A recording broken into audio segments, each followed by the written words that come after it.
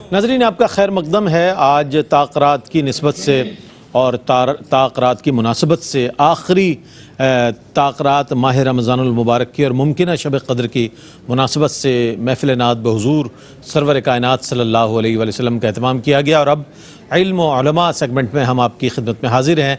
आज मौजू है इस्तिक़ामत। इस हवाले से इंशाअल्लाह बात करेंगे उस्ताज़ुल उलमा ज़ीनतुल फ़ुक़हा हज़रत अल्लामा मुफ्ती मोहम्मद अकमल मदनी साहब तशरीफ़ फ़रमा हैं। अस्सलामु अलैकुम व रहमतुल्लाहि व बरकातुहू। और मेरे बाएँ जानिब तशरीफ़ फ़रमा मुमताज़ मारूफ़ आलिम दीन अल्लामा मुफ्ती मोहम्मद आसिफ़ साहब तशरीफ़ फ़रमाएँ। अस्सलामु अलैकुम व रहमतुल्लाहि व बरकातुहू। वालेकुम अस्सलाम। और Mumtaz मारूफ़ religious scholar doctor Mahbubul Hasan Bukhari Shah साहब तशरीफ़ फ़रमाएँ। अस्सलामु अलैकुम व रहमतुल्लाहि व बरकातुहू। और हमारे तीनों सनाख़ा बहुत ही अच्छे अंदाज़ में पूरा महीना इन तीनों सनाख़ानों ने बहुत अच्छे अंदाज़ में सरकार की सना व तौसीफ़ में हिस्सा लिया और अपनी अक़ीदत नज़र की। मोहम्मद उज़ैर अज़ीज़ी, सकलैन रशीद क़ादरी और दानियाल शेख अजमेरी, तीनों का अस्सलामु अलैकुम व रहमतुल्लाहि व बरकातुहू। आज हम इस्तिक़ामत के मौजू पर बात करेंगे और इस्तिक़ामत का मफ़हूम इब्तिदान मालूम करने की कोशिश करेंगे। कुरान व हदीस की रोशनी में इसकी जो फजीलत है उसके हवाले से बात करेंगे और इस्तिक़ामत के लिए क्या क्या चीज़ें ज़रूरी हैं, इसके फ़वाइद क्या हैं, वो कौन सी चीज़ें हैं कि जो इस्तिक़ामत से हमें रोकती हैं या रुकावट बनती हैं, इस हवाले से भी इंशाअल्लाह बात करेंगे। लेकिन इब्तिदान हम ये जानना चाहेंगे कि इस्तिक़ामत का मफ़हूम अगर मुफ्ती साहब अब बयान फरमा दें ताकि हमारे लिए एक मौजू डिस्क्राइब हो जाएगा। अऊज़ु बिल्लाहि मिनश शैतानिर रजीम, बिस्मिल्लाहिर रहमानिर रहीम। देखें, लुग़वी एतबार से तो इस्तिक़ामत मुदावमत को कहते हैं। मुदावमत किसी भी चीज़ पर हमेशगी इख्तियार करना, वो मुस्बत भी हो सकती है और मनफी भी हो सकती है। बाज़ गुनाहों पर इस्तिक़ामत पज़ीर होते हैं, बाज़ नेकियों पर होते हैं। और इस्तिलाही एतबार से दीनी मामला हो या दुनियावी, लेकिन पॉजिटिव हो, उस पर हद तवस्सुत का लिहाज रखते हुए सिरात मुस्तकीम पर लाजिम हो जाना, इसे इस्तिक़ामत कहते हैं। मुराद क्या है कि किसी भी चीज़ को इख्तियार जब हम करें तो उसमें इफ़रात व तफरीत से बचकर फिर जब हम सिरात मुस्तकीम को इख्तियार करेंगे, सिरात मुस्तकीम हो गई वो कि जिस पे हम दवाम और इस्तिमरार से चलते रहें, लेकिन हद तवस्सुत का लिहाज रख के, तब इसको कहते हैं इस्तिक़ामत इस्तिलाही एतबार से। इस्तिलाही एतबार से अगर देखें तो फिर ख़राब चीज़ों पर लफ्ज़ इस्तिक़ामत का इतलाक़ नहीं होगा, क्योंकि वो हमेशा या तो इफ़रात में होंगी या तफरीत में होंगी। तो इसलिए अब इसकी रोशनी में बस हमें ये गौर करना चाहिए कि हमें इस्तिक़ामत किस चीज़ पर हासिल है। अगर इस्तिलाही एतबार से देख लें या लुग़वी एतबार से देखें, क्योंकि हमारे उर्फ़ आम में अक्सर लुग़वी एतबार से ही कहते हैं, और अहले इल्म के नज़दीक इस्तिलाही एतबार से देखते हैं, तो फिर हमें देखना चाहिए कि हम अगर खा रहे हैं, पी रहे हैं, हम गुफ्तगू कर रहे हैं, हम तबलीग़ दीन कर रहे हैं, हम इबादात इख्तियार कर रहे हैं, इन सब में सिरात मुस्तकीम और वो भी हद तवस्सुत का लिहाज रख कर ये इख्तियार करना है। अगर ज़रा इफ़रात व तफरीत से हटेंगे तो इस्तिलाही एतबार से वो इस्तिक़ामत अल्लाह की बारगाह में मकबूल नहीं होगी। इसलिए नबी करीम सल्लल्लाहु अलैहि वसल्लम ने इबादात में सख्ती को भी नापसंद फरमाया। अगर किसी ने इस्तिक़ामत यानी इबादात में सख्ती को इस्तिक़ामत से इख्तियार किया, सरकार ने उसको नापसंद फरमाया। इसका मतलब है कि दीनी मामलात में भी मुतलक़न इस्तिक़ामत पसंदीदा नहीं है, बल्कि हद तवस्सुत खैरुल उमूरी औसतुहा, दरमियाने रास्ते को इख्तियार करते हुए एतदाल को, तब वो इस्तिक़ामत काबिल तारीफ़। क्या बात, क्या क्या बहुत अच्छे अंदाज़ में मुफ्ती साहब ने मौजू को डिस्क्राइब फरमाया इस्तिक़ामत के मफ़हूम के हवाले से। अब हम ये जानना चाहेंगे इस मरहले पर कि आया इस्तिक़ामत के हवाले से कुरान व हदीस में हमें क्या क्या अहकामात मिलते हैं और उसकी अहमियत के हवाले से मुफ्ती साहब कुछ फरमाइएगा। अऊज़ु बिल्लाहि मिनश शैतानिर रजीम, बिस्मिल्लाहिर रहमानिर रहीम। देखिए, दीन इस्लाम जो है वो इंसान की किरदार साजी करता है। जो कुछ तालीमात अल्लाह ताला ने कुरान अज़ीम के ज़रिए से या अपने हबीब करीम सल्लल्लाहु अलैहि वसल्लम के ज़रिए से हमें अता फ़रमाई, ये किरदार साजी का बाइस हैं। और हुज़ूर ने भी फ़रमाया कि मैं मकारिम अखलाक की तकमील के लिए आया हूँ, और किरदार साजी वो एक दो दिन का काम नहीं है, ये जोहद मुसलसल का नाम है। बिल्कुल, जैसा कि मुफ्ती साहब ने फ़रमाया कि इसका लुग़वी माना जो है साबित कदमी है, दवाम और इस्तिमरार है। तो किसी चीज़ पर जम जाना और डट जाना, और ये मतलूब शरअ भी है। यही वजह है कि जब तक इस्तिक़ामत पज़ीर नहीं होगा तो इंसान अल्लाह ताला के अहकाम यानी अवामिर और नवाही की रियायत कर ही नहीं सकता। हाँ, वो फिर ऐसा होगा कि कभी कोई कैफियत तारी हुई, कभी किसी चीज़ ने असर कर लिया, तो वक्ती तौर पर चंद चीज़ों को इख्तियार कर लेना, ये हकीकतन इस्तिक़ामत नहीं है। और मतलूब शरअ इस एतबार से कि शरीयत जो है जिन चीज़ों को लाजिम करार देती है ظاہر سی بات ہے کہ ان کا دوام کے ساتھ مطالبہ کرتی ہے، اور جب تک استقامت پذیر انسان نہ ہو تو دوام کے ساتھ ان کو اختیار کیسے کر سکتا ہے اور کامیابی سے ہمکنار نہیں ہو سکتا۔ اللہ تعالیٰ نے حضور علیہ الصلوۃ والسلام کو حکم دیتے ہوئے اور عام مومنین کو حکم دیتے ہوئے ارشاد فرمایا کہ فاستقم کما امرت، کہ آپ ثابت قدم رہیے، استقامت پذیر رہیے جیسا کہ آپ کو اس کا حکم دیا گیا۔ ومن تاب معک، اور وہ لوگ ثابت قدم رہیں جنہوں نے آپ کے دست حق پرست پر اسلام کو قبول کیا۔ سبحان اللہ۔ ولا تطغوا، اور اللہ کی نافرمانی نہ کریں عام مسلمان مومنین۔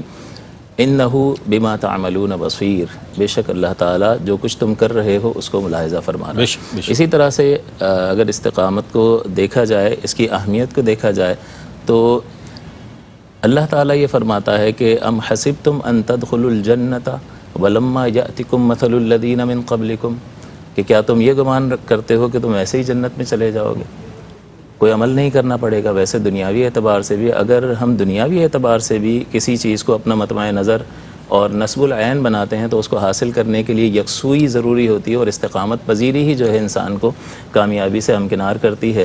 تو عارضی زندگی کے اندر استقامت لازم اور ضروری ہے، تو وہ دائمی زندگی کی جس کے نفع کبھی ختم ہونے والے نہیں ہیں، اس کے بارے میں اللہ تعالیٰ فرماتا ہے کہ یہ گمان رکھتے ہو کہ ایسے ہی چلے جاؤ گے؟ مستہم البأساء والضراء وزلزلوا حتی یقول الرسول والذین آمنوا معہ متی نصر اللہ الا ان نصر اللہ قریب، یعنی ہلا کر رکھ دیا گیا ان کو، لیکن وہ جمے رہے، ثابت قدم رہے۔ اسی طرح سے اللہ تعالیٰ نے دنیا اور آخرت کا تقابل کرواتے ہوئے ارشاد فرمایا کہ یہ نعم عقبی الدار، جو آخرت کا گھر ہے وہ بہترین گھر ہے۔ تو استقامت کی اہمیت اس اعتبار سے اگر اس کے نتائج پر غور کریں تو بہت زیادہ اہمیت ہے کہ یہ ہمیں دائمی کامیابی سے دوچار کروا۔ کیا بات، کیا کہنا، بڑی اہمیت ہے استقامت کی، اور پھر اس کی مثالیں بھی دی گئی قرآن کریم میں۔ اصحاب اکرام رضوان اللہ تعالیٰ علیہم اجمعین کے حوالے سے بھی مثالیں سامنے آتی ہیں۔ ایک مختصر سا وقفہ ہے، وقفے کے بعد لوٹتے ہیں، مجھے امید ہے آپ کا اور ہمارا ساتھ رہے گا۔ ناظرین، آپ کا خیر مقدم ہے۔ علم و علماء میں آج موضوع ہے استقامت، اور اس کی تفہیم کے حوالے سے بھی بات ہوئی، قرآن و حدیث کی روشنی میں بھی استقامت کی اہمیت اور فضیلت کے حوالے سے بات ہوئی۔ ایک بات بہت معروف ہے، الاستقامت فوق الکرامہ، یعنی استقامت جو ہے کرامت پر بھی فوقیت رکھتی ہے۔ اب یہ ایک ایسی بات نظر آتی ہے کہ جس میں اس کی اہمیت مزید واضح ہو جاتی ہے۔ کیا فرمائیے گا ڈاکٹر صاحب اس حوالے سے؟ بسم اللہ الرحمن الرحیم۔ استقامت کے حوالے سے جیسے کہ ہم گفتگو کر رہے ہیں کہ اصل میں اسلام کی بنیادی منزل اللہ رب العزت کا قرب، یا بالفاظ دیگر اس کی رضا، اور اگر صوفیہ کی زبان میں گفتگو کی جائے تو آپ یہ کہہ سکتے ہیں کہ اس کا قرب، یا یعنی اس ٹرانسینڈنٹ ہستی کے ساتھ اپنے آپ کو جوڑنا۔ اگر یہ منزل ہے تو جب آپ اقرار باللسان یعنی ایمان کا اقرار کرتے ہیں تو اعمال کے ساتھ جب آپ اگلی منزل تک پہنچنے کی کوشش کرتے ہیں تو اس میں استقامت ایک کنجی کے طور پر کام کرتی ہے۔ اب جہاں تک آپ نے یہ سوال پوچھا کہ الاستقامت فوق الکرامہ، تو ہم سب جانتے ہیں کہ صوفیاء کرام کی یہ جو ہماری علمی روایت رہی ہے، اور اس کے ساتھ ساتھ نہ صرف علمی بلکہ عملی روایت رہی ہے، تو اپنے مقصد کے حصول کے لیے اللہ رب العزت کا قرب اور اس کی رضا اور حقیقی معنوں میں اخلاص کے ساتھ خدا کی مرضی کے مطابق اپنی زندگی کو ڈھالنے کے لیے ہمارے صوفیاء عظام نے کچھ پریکٹسز کی ہیں۔ بالکل، اور ان پریکٹسز میں سے جو سب سے بڑی چیز تھی وہ تھی استقامت، یعنی جہد مسلسل۔ ایک عام تصور یہ پایا جاتا ہے عام لوگوں کے اندر کہ صوفیاء کرامت کے ذریعے سے حالات زندگی بدل دیتے ہیں۔ کسی کی زندگی میں اگر بہت انقلابی تبدیلی آ سکتی ہے تو وہ صوفیاء یا بزرگ اپنی کرامت کے ذریعے سے تبدیلی لے آتے ہیں، جبکہ صوفیاء خود یہ فرماتے ہیں، چونکہ ظاہر یہ انبیاء کا طریقہ رہا ہے استقامت، تو صوفیاء خود یہ کہتے ہیں کہ کرامت سے آگے کی جو منازل ہیں وہ استقامت کے ذریعے سے پوری ہوتی ہیں۔ لہٰذا استقامت صوفیاء کا بھی طریقہ ہے، اور اس منہج کے اوپر جب آپ آ جائیں تو وہ اس منہج میں وہ انبیاء کی ہی سنت پر عمل کر رہے ہوتے ہیں۔ اچھا، سب سے پہلے تو میرا خیال ہے کہ انبیاء کی بارگاہ میں ہم حاضر ہوتے ہیں اور یہ دیکھتے ہیں کہ کس طرح استقامت رئیس بھائی ہر پیغمبر کی زندگی میں، خود حضور اکرم صلی اللہ تعالیٰ علیہ وسلم کی زندگی میں، اور اس سے پہلے حضرت موسیٰ علیہ السلام، حضرت یوسف علیہ السلام، ہر ایک نبی کی زندگی میں آپ کو استقامت ہی نظر آئے گی. بالکل. آپ دیکھیے کہ حضرت موسیٰ علیہ السلام نے جب اپنے مشن کا آغاز کیا، یعنی جب اللہ کی طرف لوگوں کو بلایا، تو ہم سب جانتے ہیں کہ اس کی پذیرائی اتنی آسان نہ تھی. لمحہ بلمحہ ہر لمحے آپ کوشش کرتے رہے، لیکن منزل واضح تھی اور جہد مسلسل تھا، جاری تھی. اگر وہ استقامت نہ ہوتی، اس میں کوئی سستی آتی، کسی مقام پر حوصلہ شکنی ہو جاتی، تو پھر وہ منزل آپ کبھی بھی پا نہ سکتے. اسی طرح حضرت یوسف علیہ السلام کے اندر آپ دیکھیے، صرف اور صرف استقامت ایک وہ چیز آپ کو نظر آتی ہے جو کہ حضرت یوسف علیہ السلام کی پوری تحریک کو ممتاز بناتی ہے. آپ یہ دیکھیے کہ بے شمار پریشانیاں آئیں، حتیٰ کہ پریشانیوں اور جب یعنی جسے کہتے ہیں کہ برائی یا منکر میں سے ترجیح کا موقع آیا تو آپ نے پریشانی کو ترجیح دی، منکر کو ترجیح نہ دی. تو حضرت یوسف علیہ السلام سے بھی جو چیز ہم سیکھتے ہیں وہ کیا ہے کہ استقامت کے ساتھ اپنی منزل مقصود پر آپ نے پہنچنا ہے، جہد مسلسل کرنا ہے. اس میں جتنی پریشانیاں آئیں گی سب کو آپ ایک طرف رکھ کر آگے چلتے ہیں. ایک اور ناظرین کے لیے بھی میں ان کی توجہ چاہوں گا، اور آج کل ہمارے ہاں یہ بڑا عام ہے، اور شاید موضوع کے انتخاب کرنے والے محقق نے شاید اسی لیے آج 29ویں سحری میں اس کا انتخاب کیا ہوگا کہ رمضان المبارک میں آپ نے دیکھا کہ لوگ تراویح کا اہتمام کرتے ہیں، قرآن کریم کی تلاوت کا اہتمام کرتے ہیں، اس کے فہم کی مختلف محافل کا انعقاد کرتے ہیں، تو ایک پورا ماحول بنا دیا جاتا ہے. اچھا، یہ ماحول ظاہر ہے، اس کے اوپر ہمیں شکر بھی ادا کرنا چاہیے اور اسے اپریشیٹ بھی کرنا چاہیے. لیکن اب اس کو آپ نے ملٹیپلائی کرنا ہے. ملٹیپلائی کا مطلب یہ ہوا کہ جب ہم شوال المعظم میں داخل ہوں گے، عید ہوگی، تو چاند رات کے اوپر جو حرکات و سکنات ہم فرماتے ہیں یا ہم سے سرزد ہو جاتی ہیں، وہ کیا استقامت کے باب میں داخل ہوں گی؟ وہ ہرگز نہیں ہوں گی. اس کا مطلب کیا ہوا کہ کیا ہمارا مقصد اللہ رب العزت کو ایک مہینے کے لیے خوش کرنا ہے، یا کیا ہم ایمان صرف اس ایک ہی مہینے کے لیے لے کر آئے ہیں؟ تو جو پیغام ہے ہماری اس مجلس سے، اور جو پیغام ہے رمضان المبارک کا، اور جو پیغام ہے انبیاء اور صوفیاء کا اور بزرگوں کا، وہ یہی ہے کہ استقامت کا مطلب یہ ہے کہ اگر آپ ایک لمحے کے لیے بھی راہ راست پر آ گئے ہیں تو چونکہ منزل طویل ہے، کٹھن ہے، تو آپ نے مسلسل اس پر عمل کرنا ہے. تو لہٰذا جو ناظرین کے لیے میسج ہے وہ یہ ہے کہ آپ نے ان تمام کوششوں کو، بالخصوص قرآن کریم کے ساتھ جو آپ نے تعلق جما لیا، جو عبادات اور رات کو تہجد کے ساتھ جما لیا، اس کو آپ نے کنٹینیو کرنا ہے. اچھا، اس کے لیے ایک لفظ ہم استعمال کرتے ہیں انگریزی میں، پرسسٹنسی یا پرسسٹنٹ ہونا. پرسسٹنٹ کا مطلب یہ ہوتا ہے کہ ایک بار آپ کو طریقہ پتہ چل گیا، راستہ آپ کے سامنے واضح ہو گیا، اب آپ نے ادھر ادھر جاتا نہیں ہے بلکہ کوشش کرنی ہے کہ مسلسل جائیں. اس میں بڑی جو انڈیکیٹو ہے وہ ہے حضرت عمر رضی اللہ تعالیٰ عنہ نے جب اس آیت مبارکہ کی، جس کا ذکر اس سے پہلے بھی ہوا، ثم استقاموا ان الذین قالوا ربنا اللہ ثم استقاموا، تو حضرت عمر رضی اللہ تعالیٰ عنہ فرماتے ہیں اس کی تشریح میں کہ اس کا مطلب یہ ہے کہ لومڑی کی طرح رنگ نہیں بدلنا. یعنی ایسا نہ ہو کہ رمضان میں آپ صوم صلات کے پابند، شوال میں آپ کا رنگ ہی بدل گیا. رمضان میں آپ نے تجارت کی تو ناپ تول کا بہت خوب خیال رکھا، حلال و حرام کی تفریق کی، اور جیسے ہی آپ شوال میں داخل ہوئے تو آپ نے سب چیزیں ہوا میں اڑا دی. یہاں پر تو آپ نے اعتکاف کیا، اور چونکہ آج کل تو کووڈ ہے، لیکن اس سے پہلے ہمارے وہ تجار اور وہ لوگ جو کہ کہاں جاتے تھے اپنے گناہوں کی بخشش کے لیے، یعنی حجاز کے اندر، حجاز مقدس کے اندر، اور اس کو انہوں نے ایک ایلیٹ سمبل بنایا ہوا تھا، اور اس کو ایک بنایا ہوا تھا کہ چونکہ ہم پیسے والے ہیں، ہم اپنے گناہوں کو تو وہاں جا کے بخشوائیں گے. تو استقامت اس بات کا درس دیتی ہے کہ لومڑی کی طرح رنگ نہیں بدلنے، کہ رمضان میں کچھ اور رمضان کے علاوہ کچھ اور، بلکہ استقامت ہمیں اس بات کا بھی پیغام دیتی ہے کہ ہم جو انداز چکے ہیں، جس پہ ہمارا یقین ہو گیا ہے، اب اسی کے ساتھ ہم نے کنٹینیو. بہت اچھی بات کی آپ نے، اور بلا شبہ جو استقامت عمومی طور پر رمضان المبارک میں عبادت کے حوالے سے اور دیگر جھوٹ بولنے کے حوالے سے، بدنگاہی کے حوالے سے، ہر چیز میں ہم احتیاط کر رہے ہوتے ہیں، تو یکم شوال المکرم سے اس میں آپ کو استثناء نہیں مل جاتا، بلکہ آپ کو استقامت کے ساتھ بقیہ 11 مہینے بھی اسی طرح گزارنے ہیں۔ اسی طرح آذانیں ہوں گی، وہ نمازیں بھی اللہ رب العزت نے فرض فرمائی ہیں جس رب نے روزے فرض فرمائے ہیں، اور دیگر فرائض بھی اسی کی جانب سے ہیں۔ تو استقامت ضروری ہے اور مقصود بھی استقامت ہے۔ ایک مختصر سا وقفہ ہے، وقفے کے بعد لوٹتے ہیں۔ مجھے امید ہے آپ کا اور ہمارا ساتھ رہے گا۔ آپ کا خیر مقدم ہے۔ استقامت آج ہمارا موضوع ہے علم و علماء میں، اور اس کے فوائد جو ہیں استقامت کے وہ بھی جان لینے چاہیے، چونکہ جب فوائد سامنے آ جاتے ہیں تو انسان کے لیے وہ عمل کرنا آسان ہو جاتا ہے۔ کیا فرمائے گا استقامت کے فوائد کے حوالے سے؟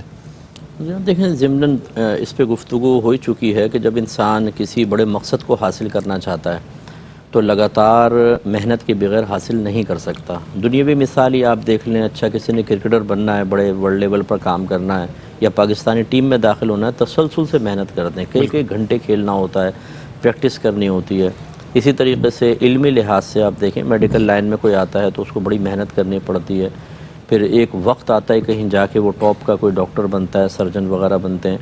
اسی طریقے سے کسی بھی شعبے کو لے لیں، جب تک آپ استقامت حاصل نہیں کریں گے تو منزل نہیں ملے گی۔ دوسری بات یہ کہ آپ کو کسی کام میں اس وقت تک نکھار اور اس میں تہذیب پیدا نہیں ہو سکتی جب تک استقامت نہ ہو، کیونکہ ٹمپریری طور پہ کوئی کام کریں گے، اب آپ ایک دن کھانا بنا لیں، 2 دن کھانا بنا لیں، مجھے نہیں پتا اب گھر میں آپ کے کیا کیفیات ہیں، تو آدمی 1-2 دن کھانا بنا لے تو اس سے کبھی بھی اس کو مہارت حاصل نہیں ہوگی۔ استقامت سے بنائے گا تو پھر اس کو سب داؤ پیچ اور اوپر نیچے سب کچھ حاصل ہو جاتا ہے اور وہ چیز سیکھ لیتا ہے۔ تو اس کا مطلب ہوا کہ منزل پر پہنچنا، دوسرا اس منزل پر پہنچنے کے لیے جو اعمال اختیار کر رہے ہیں ان کا نکھارنا، ان کا سنوارنا، یہ بہت ضروری ہے۔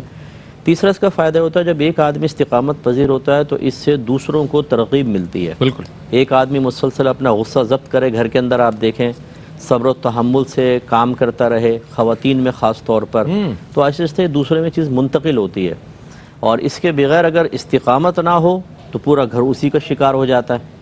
تو اس لیے یہ بھی ایک فائدہ ہوتا ہے کہ اب جیسے ہمارے نبی کریم صلی اللہ علیہ وسلم تھے، آپ نے استقامت سے کام کر کے دکھایا، صحابہ کرام نے اس کو اختیار کیا، پھر صحابہ کرام نے اس کو اختیار کیا تو تابعین تک اثر پہنچا۔ اسی طریقے سے معاشرے میں اچھے اثرات مرتب ہوتے ہیں۔ چوتھی چیز یہ ہے کہ جب استقامت سے آدمی کو کام کرتا ہے تو پھر اس کی برکات معاشرے میں مختلف طریقے سے ظاہر ہوتی ہیں۔ مثال کے طور پہ اگر ایک ایماندار آدمی ہے، وہ ایمانداری سے کماتا ہے اور استقامت سے وہ ہر قسم کی رکاوٹ کو کرتا ہے تو اس کو رزق حلال آنا شروع ہو جاتا ہے، کیونکہ وہ معروف ہو جاتا ہے کہ جی مارکیٹ میں یہ بہت اچھا آدمی ہے، یہ ہمیشہ اچھے انداز سے چیز دیتا ہے، جھوٹ نہیں بولتا ہے، خیانت نہیں کرتا ہے، تو اس کی ایک استقامت کی برکت سے اس کے پاس پھر دنیاوی معلومات آنا شروع ہوتا ہے، لوگوں کا اعتماد قائم ہوتا ہے۔ تو خلاصہ کلام یہ ہے کہ استقامت بہت اچھی چیز ہے، لیکن بات وہی ہے کہ ایک تو مذہبی اعتبار سے استقامت اور اچھے کاموں میں، برے کاموں میں دوام نہیں، دوسرا اس میں پھر حد اعتدال کا لحاظ کرنا۔ اگر حد اعتدال سے ہٹیں گے تو یہ فوائد بعض اوقات حاصل نہیں ہوتے، آدمی اپنے آپ کو ہلاک کرتا ہے یا کسی اور کو ہلاک کرتا ہے۔ ہم ایک دفعہ حرم گئے تو ایک نوجوان کے سر اس نے حلق کر کے اپنا سر چھیلا ہوا تھا بالکل، تو پوچھا کہ کیا ہوا؟ کہا مجھے پیر صاحب ہمیں لے کر آئے اور کہا ہے کہ 100 عمرے کرنا ہے۔ ایک عمرہ ختم نہیں ہوتا، اس کے تھوڑے دیر بعد پھر دوسرا عمرہ، اور پھر ہر ایک خود ہی اب نائیوں کے پاس جائیں گے تو بڑا پیسہ دینا پڑے گا، تو وہ تباہ آزمائی جو کی ہے تو وہ سر نہ رہا، تختہ مشق بن گیا، وہ مولی کا کھیت بن گیا، اس میں مولیاں اگنا شروع ہو گئی۔ تو اس کو سمجھایا کہ بھائی یہ استقامت جو ہے یہ مناسب ہے تو ہلاک ہو جائے گا، اور اس کو وہاں پہ کوئی ذوق شوق نہیں، کوئی روحانیت نہیں، کیونکہ وہ تو روحانیت تو ساری وہ بالوں کے ساتھ ہی نکل گئی، اور اب وہ خالی زمین کے اوپر حل چل رہا ہے۔ تو یہ صورتحال، تو خلاصہ کلام یہ کہ حد اعتدال بھی بہت ضروری ہے، پھر اس کی برکت بہت زیادہ ہے ماشاءاللہ۔ بہت عمدہ۔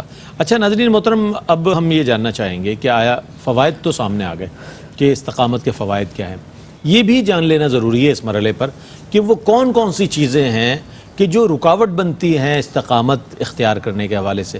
ظاہر آزمائش آتی ہے، ابتلا آتی ہے، کوئی ہمارے لیے مسئلہ درپیش ہو۔ اب جیسے انبیاء علیہ السلام کے واقعات موجود ہیں قرآن کریم میں، حضور علیہ السلام کی سیرت مبارکہ پوری موجود ہے، صحابہ کرام رضوان اللہ تعالیٰ علیہ مجمعین کے واقعات موجود ہیں، تو رخصت بھی ایک ہے، عزیمت بھی ایک ہے، رخصت بھی کا بھی ایک طریقے سے اختیار کیا جا سکتا ہے، لیکن اہل ایمان نے جہاں معاملہ آیا تو پھر عزیمت کو اختیار فرمایا. تو آیا وہ کون سی چیزیں ہیں، میں جاننا چاہتا ہوں، کہ جو استقامت کی راہ میں رکاوٹ بنتی ہے؟ میں چاہتا ہوں اس پر کچھ کلام فرمائیں. سب سے بڑی چیز جو رکاوٹ بنتی ہے وہ انسان کا اپنا نفس ہے. نفس کہ نفس کے دھوکے اس قدر شدید ہیں کہ اعلیٰ حضرت امام اہل سنت نے یہ لکھا کہ بعض اوقات جو ہے اس کو نیکی کے پردے میں دھوکہ دے رہا ہوتا ہے. یعنی کسی چیز کو وہ اچھا دکھا کر، حالانکہ وہ نیکی نہیں ہوتی ہے لیکن نیکی دکھا کر جو ہے اسے دھوکہ دے رہا ہوتا ہے. اسی طرح سے شیطان ہے، وہ بھی ایک بہت بڑی رکاوٹ ہے اس کے دھوکے، اور اس کے نفس اور شیطان کے دھوکوں سے انسان واقف نہیں ہو سکتا تاوقت یہ کہ وہ علم حاصل کرے یا علماء کی صحبت میں وقت گزارے، کیونکہ وہی لوگ جانتے ہیں کہ نفس کے دھوکے کیا ہیں.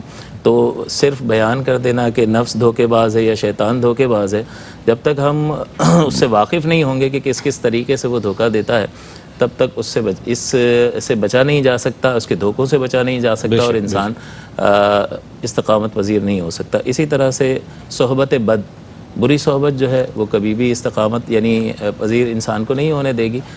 وہ تو بے راہ روی کا انسان کو شکار کر دے گی. اس کے برعکس اگر اچھی صحبت ہوگی تو انسان استقامت کا مظاہرہ کرتا ہے. اور قرآن عظیم میں بھی اللہ تعالیٰ نے فرمایا کہ یا ویلتا لیتنی لم اتخذ فلانا خلیلا، کہ ہائے میری خرابی کہ کاش میں نے اس شخص کو، فلاں کو اپنا دوست نہ بنایا ہوتا. لقد اضلنی عن ذکرک بعد اذ جاءنی، کہ اللہ کی ہدایت آنے کے بعد اس نے مجھے اللہ تیرے ذکر سے غافل کر دیا. وَكَانَ الشَّيْطَانُ لِلْإِنسَانِ خَذُولًا، اور شیطان انسان کو بے مدد چھوڑ جانے والا ہے. ظاہر سی بات ہے کہ اس کا تو کام ہی گمراہ کرنا ہے، دھوکہ دینا ہے، اور دھوکے میں مبتلا کر کے پھر اس نے کہاں پیچھے کھڑا رہنا ہے. تباہی اور بربادی تو وہ ہماری چاہتا ہے، ازلی دشمن ہے وہ ہمارا، جیسا کہ اللہ تعالیٰ نے بھی فرمایا اِنَّهُ لَكُمْ عَدُوٌّ مُبِينٌ. تو ایک تو نفس ہے، اس کے بارے میں بھی فرمایا اِنَّ النَّفْسَ لَأَمَّارَةٌ بِالسُّوءِ، پھر یہ شیطان ہے، پھر صحبت بد ہے، اور پھر لمبی امیدیں جو ہیں وہ انسان کو تباہی سے دوچار کرتی ہیں اور استقامت پذیر نہیں ہونے دیتی کہ ابھی تو بہت وقت پڑا ہے اور کر لیں گے، آ رہا ہے وقت انشاءاللہ اگلی زندگی میں کر لیں گے. حالانکہ اس کو اس بات کا احساس ہونا چاہیے کہ سب کی زندگی اللہ تعالیٰ نے مختلف رکھی ہیں، اور وہ مشاہدہ کر رہا ہے. ایسا نہیں ہے کہ وہ آنکھیں بند کیے ہوئے وہ دیکھ رہا ہے کہ بچہ بھی انتقال کر جاتا ہے، نوجوان بھی، ہر عمر کے لوگ اس دنیا سے رخصت ہو رہے ہیں. تو اس بات کی کیا گارنٹی ہے؟ جی بالکل، کہ اس کے پاس طویل وقت ہے.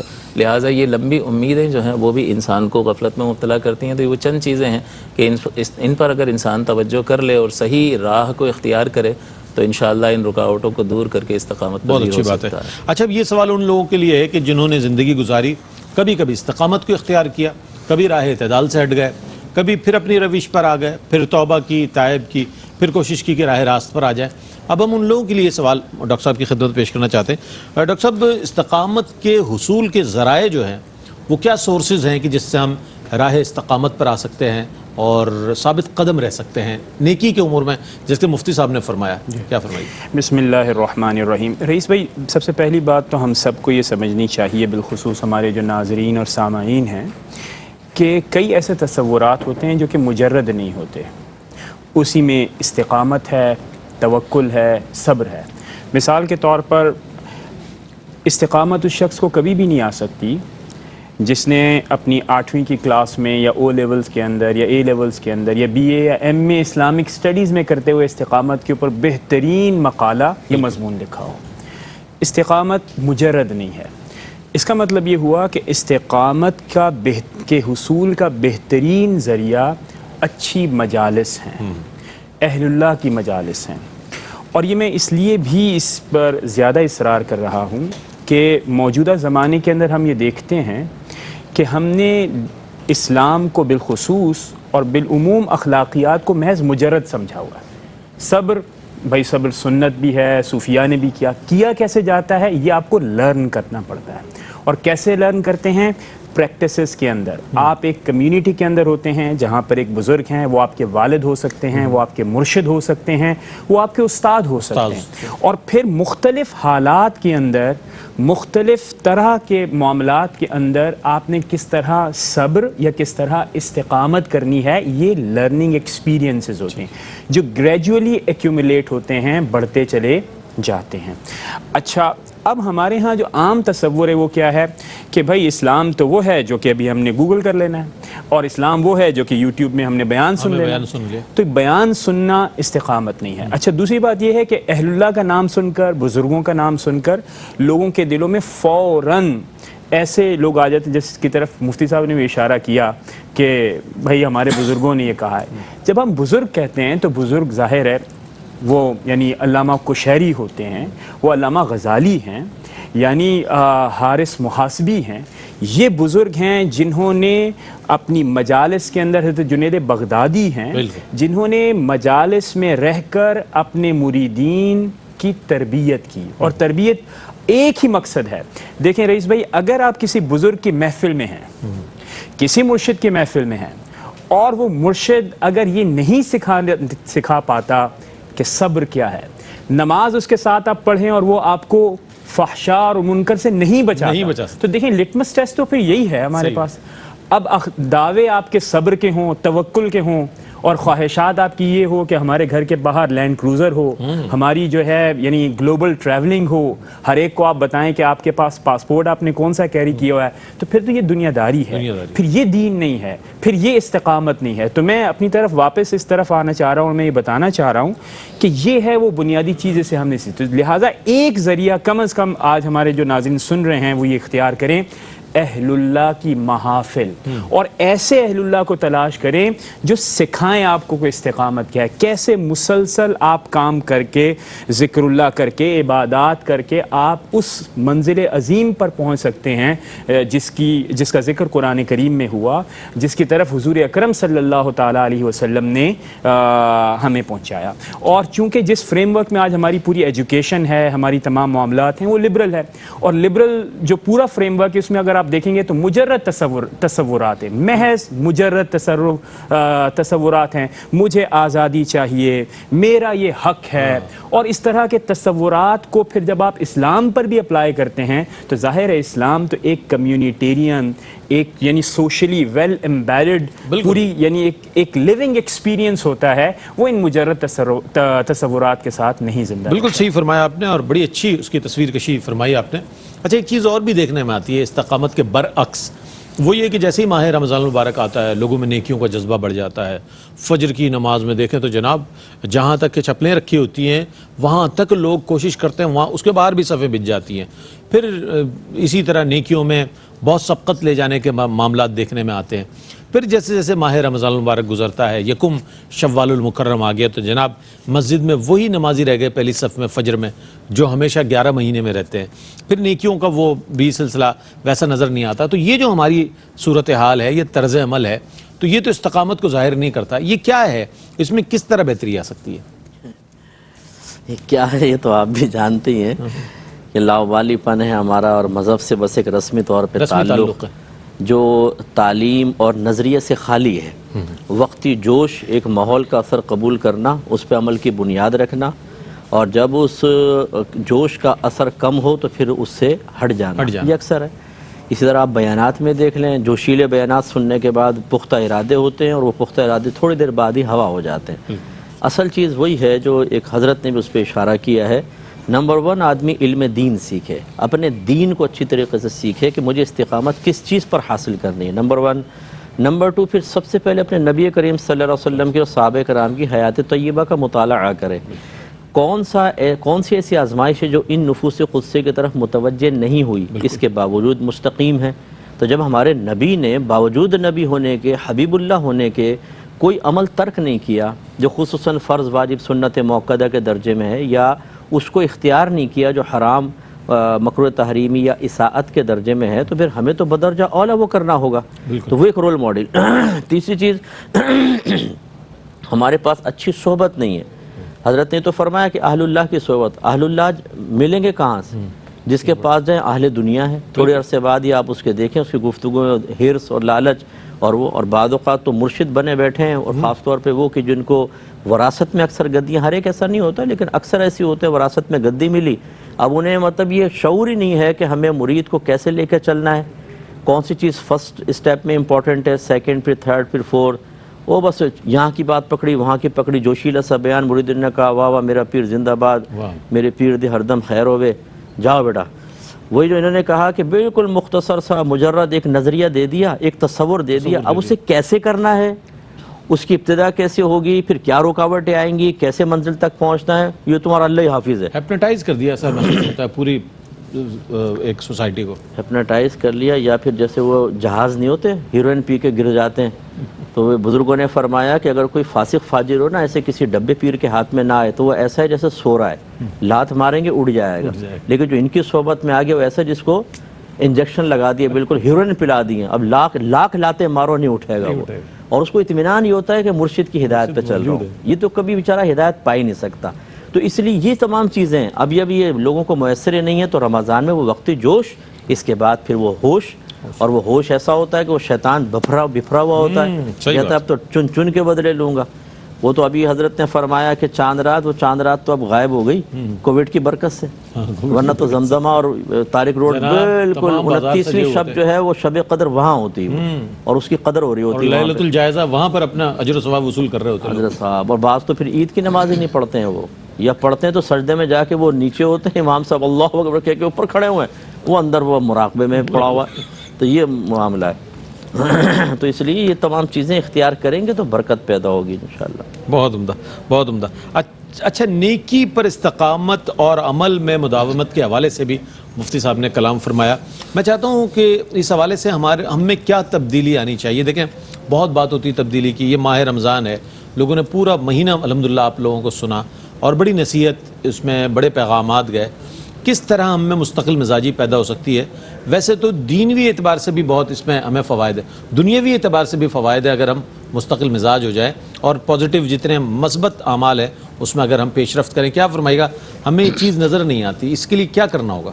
سب سے پہلے تو سنجیدگی کو اختیار کرنا ہوگا کہ اخروی اعتبار سے جو نتائج اللہ نے ذکر فرمائے ہیں وہ اخروی کامیابی ہمارا نصب العین یا مطمع نظر ہے یا نہیں ہے، اور اخروی کامیابی کو اپنا نصب العین بنانے کے لیے ہمیں علم حاصل کرنا ہوگا، اور ان چیزوں کا مطالعہ کرنا ہوگا جو اخروی اعتبار سے فائدہ مند ہیں، یعنی جو نتائج اور جو اللہ تعالیٰ نے انعامات بیان فرمائے ہیں، ان انعامات کا جب انسان ذکر کرتا ہے، ان فوائد کے، جیسے مفتی صاحب نے کثیر فوائد بیان کیے، تو ان فوائد پر نظر رکھنا جو ہے انسان کو اس بات پر ابھارتا ہے کہ وہ تبدیلی کی طرف مائل ہو۔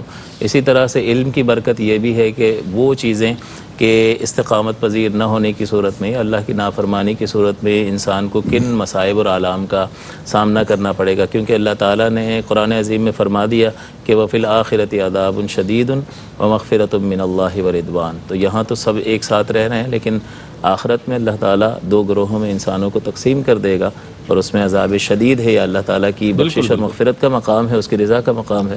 تو انسان پھر ان چیزوں کو جب سیکھے گا اور تسلسل کے ساتھ ان سے وابستہ رہے گا تو پھر وہ کبھی کوئی بات جو ہے دل پر اثر کر جاتی ہے اور وہ انسان سنجیدگی کے ساتھ کسی جانب مائل ہوتا ہے۔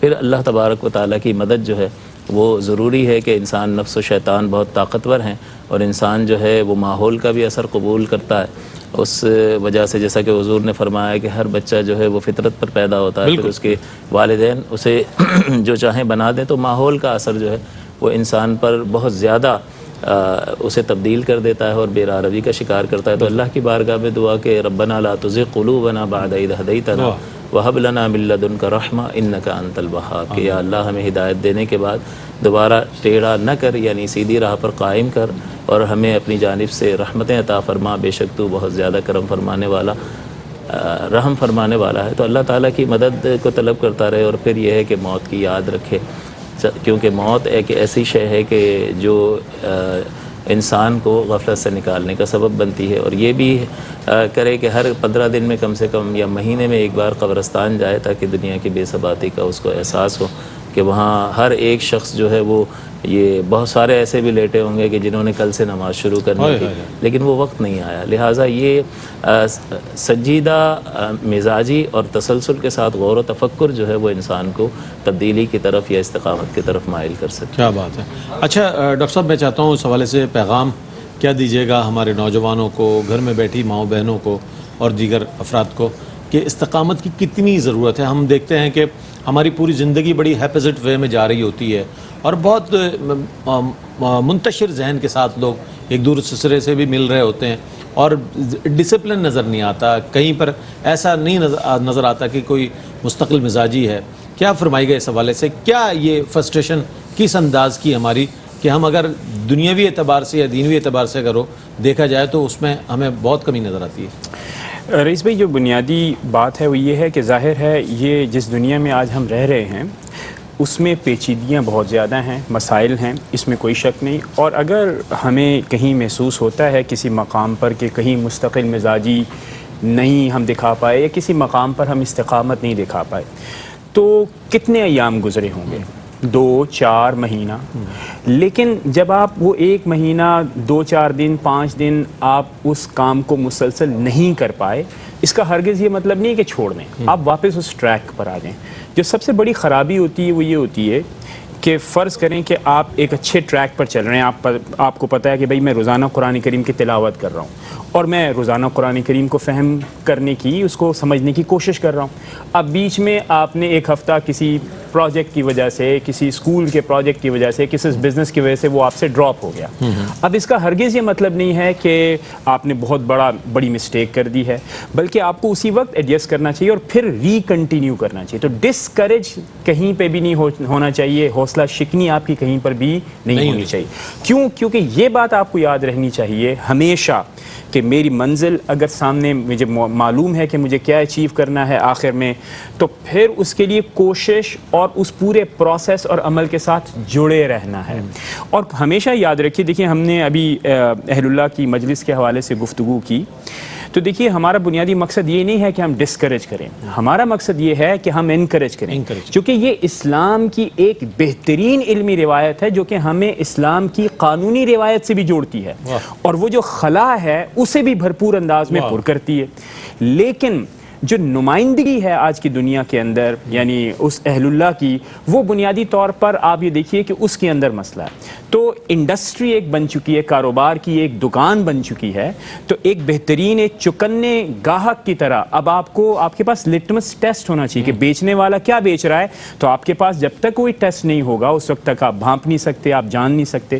تو لہذا جانچ پڑتال کے لیے، یعنی جو مجھے سمجھ میں آیا ابھی تک وہ یہی ہے کہ اگر کوئی مرشد، اگر کوئی آپ کا رہبر، رہنما، وہ اگر آپ کے اندر یہ اخلاقیات کی یہ صفات پیدا نہیں کر پاتا، چونکہ اس کے اندر خود بھی نہیں ہیں، تو پھر ظاہر ہے اس کے ساتھ وقت گزارنا، اور ظاہر ہے اگر حالات بالکل اتنے بھی نازک ہوں کہ اسے تو شرع کا یا قانون کا، اسلامی فقہ کا ہی معاملات کا پتہ نہیں ہے، تو پھر اس کے ساتھ وقت ضائع نہیں کرنا چاہیے. کوشش کرنی چاہیے ایک اچھے ہمدرد، ایک مشفق مرشد کی تلاش کی جائے اور اپنی کوششوں کو بھی ہمیشہ جاری رکھیں. اچھا، اگر ہم آج استقامت کی بات کریں اور اس طرح کے کامیاب لوگوں کی بات کریں تو لوگ کہتے ہیں یار یہ تو آفاقی باتیں کر رہے ہیں، آپ کوئی زمینی بات کر کے بتائیں.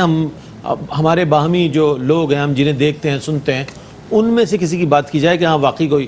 تو ہمارے لیے تو سمجھ لیں کہ یہ سارے حضرات بڑے رول ماڈل ہیں، جیسے قبلہ مفتی محمد اکرم مدنی صاحب، انہوں نے بھی بڑی استقامت کے ساتھ اپنی زندگی کا سفر شروع کیا ہوگا. علم دین کے حوالے سے بہت یکسوئی کے ساتھ، استقامت کے ساتھ، اور یہ سمجھ لیجیے بڑی دلچسپی کے ساتھ. تو آج اللہ نے جو مقام دیا ہے، جو مرتبہ دیا ہے، آپ رول ماڈل ہیں، ایک پسندیدہ شخصیت ہیں، محبوب شخصیت ہیں. وہ سب میں چاہوں گا آپ اپنے حوالے سے بتائیے، آپ نے کس عمر سے اس شعبے میں قدم رکھا اور ماشاءاللہ آج دنیا بھر میں آپ کے فالوورز ہیں، لوگ پسند کرتے ہیں، آپ سے محبت کرتے ہیں، عقیدت رکھتے ہیں، تاکہ ہم آپ کے ہی حوالے سے مثال پیش کر سکیں کہ اگر آپ استقامت کے ساتھ زندگی گزاریں گے تو آپ کو اللہ بڑی عزتیں دے سکتا ہے. دیکھیں، اعتراف حقیقت تو یہ ہے کہ اس میں انسان کا ذاتی کوئی کمال نہیں ہے، یہ صرف اللہ کا کمال ہے. بے شک اللہ اس پرفتن دور میں اللہ تعالیٰ ایک ایسے شخص کو کہ جو ہر کسی بھی فیلڈ میں جا سکتا ہے، یقیناً سیاسی پارٹیاں رہیں، کھیل کود رہا، دیگر چیزیں رہیں، لیکن وہ اللہ تعالیٰ ہی دل میں کسی کو خیال ڈال کر اس کو استقامت دیتا ہے، اور پھر جو پریشانیاں آتی ہیں اس سے لڑنے کی طاقت، یہ سب اللہ کی ہی دست قدرت میں. اس لیے اپنا تو کوئی کمال ہی نہیں ہے. لیکن یہ ضرور ہے کہ تقریباً مجھے 30 سال سے زیادہ ہو گئے، 32واں سال ہے غالباً اس فیلڈ میں لگاتار کام کرتے ہوئے. 18 سال ہمارے تقریباً یہ 4 مارچ کو 18واں سال سٹارٹ ہوا ہے احکام شریعت پروگرام کا. تو یہ ایک ظاہری طور پہ مستقل مزاجی ہے، اور ہمارے استاد محترم مفتی عبدالقیم ہزاری صاحب نے جب میں فارغ ہوا تھا تو میں نے آخری نصیحت ان سے لی کہ آپ مجھے فرمائیے کچھ نصیحت. تو فرمایا کہ جہاں پر بھی آپ کام کریں ایک جگہ مستقل مزاجی کے ساتھ کام کریں. وہ شخص کبھی کامیاب نہیں ہوتا جو آج یہاں ہے کل وہاں ہے پرسوں وہاں ہے. اور مفتی صاحب نے بھی 52 سال ہمارے مستقل ایک جگہ بیٹھ کر اپنے تدریس 52 سال 52 ایئرز، اور اس میں ہزاروں اپنے شاگرد نکالے. تو یہی ہم نے پھر اپنے کیو ٹی وی کا دامن تھاما. تو کیو ٹی وی پر یہ ہر جگہ سے حالانکہ آفر آتی ہے ہر جگہ سے، لیکن کیو ٹی وی پہ اس کی برکات ہیں کہ لوگوں نے مستقل مزاجی سے جب ایک آدمی کی جگہ بیٹھا ہو تو اس کو دیکھتے ہیں. ایسی پھر الحمدللہ یہ سب ہمارے جو ہیں شاگرد وغیرہ وہ جانتے ہیں. ہم نے علم دین کے شعبے میں آئے تو پھر اللہ کا بڑا کرم ہے اس میں اتنے سارے عالم بن گئے. تو خلاصہ کلام یہ ہے کہ لوگ اگر یہ کہتے ہیں کہ جی ہمیں کوئی ہمارے اطراف میں نظر آئے تو صرف میں ہی نہیں بہت سارے لوگ ہیں. آپ کی استقامت دیکھ لیجئے یہاں پر ماشاءاللہ مستقل مزاجی آصف صاحب ہیں، بخاری صاحب ہیں، مستقل. وہ ہم اصل میں مشاہدہ کرنا نہیں چاہتے. ہم چاہتے ہیں وہ پپو پان والا، اٹیٹا دودھ والا، اور وہ اچھا خود ان کو بھی استقامت ہے حاصل. اگر دیکھیں نا یوٹیوب پہ روزانہ رات کے 2:30 بجے کھمبے سے ٹیک لگا کر اور صبح تک مسلسل پیکج پہ گفتگو کرنا، پھر فیس بک پر بیٹھنا، استقامت تو آپ کو بھی حاصل ہے. اپنے آپ کو آئینے میں دیکھ لو، اس کو پازیٹیو وے میں لانے کی ضرورت ہے. بس اس کو لے آئیں گے تو اللہ تعالیٰ برکت سے نواز دے. بالکل صحیح فرمایا آپ نے. ہم نے مفتی صاحب کو اس لیے زحمت دی کہ ظاہر ہے آپ کے محبوب عالم دین ہیں اور آپ سننا چاہتے ہیں تو ان کے بارے میں بھی کچھ تفصیلات، تاکہ دیکھیں اگر آپ دین کی طرف بھی آتے ہیں تو ناکام نہیں ہوتے. اللہ بڑی برکت عطا فرماتا ہے. استقامت کی جو برکتیں ہیں وہ آپ کو ضرور حاصل ہوتی ہیں اور اللہ تعالیٰ کسی کی محنت کو ضائع نہیں فرماتا. تو یہ آج استقامت کے حوالے سے ہم نے سیگمنٹ کیا. مفتی صاحب آپ کی تشریف آوری کا بہت شکریہ ادا کروں گا. ڈاکٹر صاحب آپ تشریف لائے، آپ دونوں کا بہت شکریہ تشریف آوری کا. نعت ہی نعت میں آج ہم ٹریبیوٹ پیش کر رہے ہیں حضرت مولانا عبد الرحمن جامی رحمۃ اللہ تعالی علیہ کے کلام کو شامل کیا جائے گا. ہمارے تینوں ثناء خان جو ہیں آپ کا انتخاب پیش کریں گے. قبلہ مفتی محمد اکمل مدنی صاحب بھی ہمارے ساتھ تشریف فرما رہیں گے اور ہم بھی ثناء خانان مصطفیٰ صلی اللہ علیہ وآلہ وسلم کی صف میں اپنا نام لکھوائیں گے. آپ ہمارے ساتھ رہیے گا.